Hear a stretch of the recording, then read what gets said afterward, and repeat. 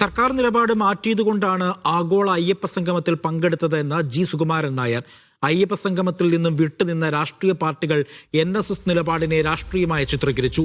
സ്വർണ്ണക്കവർച്ച കേസിൽ രാഷ്ട്രീയ താൽപര്യങ്ങൾ വെച്ചുകൊണ്ടുള്ള ദുഷ്പ്രചരണങ്ങൾ തെറ്റാണ്. ശബരിമല വിഷയത്തിൽ NSSനെ കരുവാക്കാമെന്ന് ആരും കരുതണ്ട എന്നും സുകുമാരൻ നായർ പറഞ്ഞു. NSS പ്രതിനിധി സമ്മേളനത്തിലായിരുന്നു സുകുമാരൻ നായരുടെ വിശദീകരണം. ജോസി ബാബു ഉണ്ട് വിവരങ്ങൾ നൽകാനായി. ജോസി, നോക്കൂ, NSS സർക്കാരിനെ പരോക്ഷമായി തന്നെ പിന്തുണയ്ക്കുന്ന ഒരു നിലപാടാണ് ഈ ഒരു വിശദീകരണത്തിലൂടെ നമുക്ക് മനസ്സിലാക്കാൻ കഴിയുന്നത്. എന്താണ് NSSന്റെ ഒരു നിലപാട്?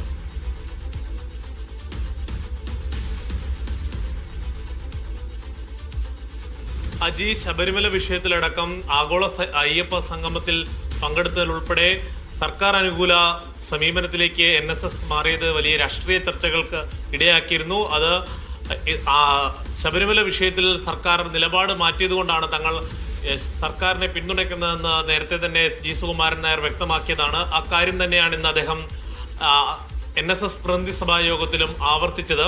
സർക്കാർ സ്ത്രീ യുവതീ പ്രവേശന വിഷയത്തിലടക്കം പിന്നോട്ട് പോയി. ആചാര സംരക്ഷണത്തിന്റെ കാര്യത്തിൽ സർക്കാരിൽ നിന്നും ഉറപ്പ് ലഭിച്ചു. അതുകൊണ്ടാണ് ആഗോള അയ്യപ്പ സംഗമത്തിൽ NSS പങ്കെടുത്തതെന്ന് അദ്ദേഹം പ്രതിനിധി സമ്മേളനത്തിൽ പറഞ്ഞു. അതേസമയം തന്നെ NSS പങ്കെടുത്തതിനെ മറ്റു ചിലർ രാഷ്ട്രീയ പാർട്ടികൾ അതിനെ രാഷ്ട്രീയമായി ചിത്രീകരിക്കാൻ ശ്രമിച്ചു. അതൊക്കെ തെറ്റായ നടപടിയാണ് എന്ന് അദ്ദേഹം പറഞ്ഞു. കൂടാതെ ശബരിമല സ്വർണ്ണക്കൊള്ളയുമായി ബന്ധപ്പെട്ടുകൊണ്ട് സർക്കാരിന് അനുകൂല നിലപാടാണ് സുകുമാരൻ നായർ പ്രതികരിച്ചത്. അതായത് ദുഷ്ടലാക്കോടെ നടക്കുന്ന രാഷ്ട്രീയ പ്രചാരണങ്ങളിൽ ഒന്നും നമ്മളിപ്പോൾ വിശ്വസിക്കേണ്ടതില്ല. നേരെ മറിച്ച് അന്വേഷണം നടക്കട്ടെ, അന്വേഷണത്തിൽ എന്തെങ്കിലും വീഴ്ചയുണ്ടെങ്കിൽ ആ സമയത്ത് NSS നിലപാട് പറയുമെന്ന് NSS പ്രതിനിധി സഭാ യോഗത്തിൽ സുകുമാരൻ നായർ വ്യക്തമാക്കുകയും ചെയ്തു. സമദൂരമാണ് NSSന്റെ എക്കാലത്തെയും നിലപാട്. NSSലെ അംഗങ്ങൾക്ക് രാഷ്ട്രീയമായി സമീപനങ്ങൾ സ്വീകരിക്കാമെന്നും അദ്ദേഹം പറയുന്നുണ്ട്. എന്തായാലും നാളെയാണ് NSSന്റെ മന്നം ജയന്തി ആഘോഷങ്ങളുടെ ഭാഗമായുള്ള പൊതുസമ്മേളനം. നാളെ ദൃശ്യമാധ്യമ പ്രവർത്തകർക്ക് അനുമതിയുണ്ട് അത് കവർ ചെയ്യാൻ.